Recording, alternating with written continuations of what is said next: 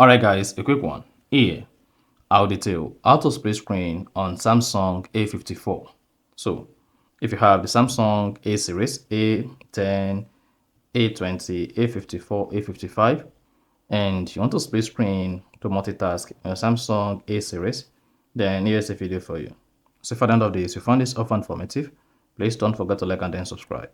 Now, to split screen multitask on Samsung Galaxy A54 and all A series, all you just need to do is go ahead and open all your recently opened tab.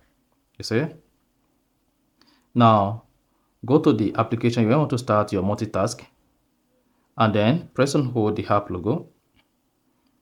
Then you should see your Samsung phone screen multitask enabled. Now, if you want to do this manually, swipe up to open all your recent app, then tap on the app logo.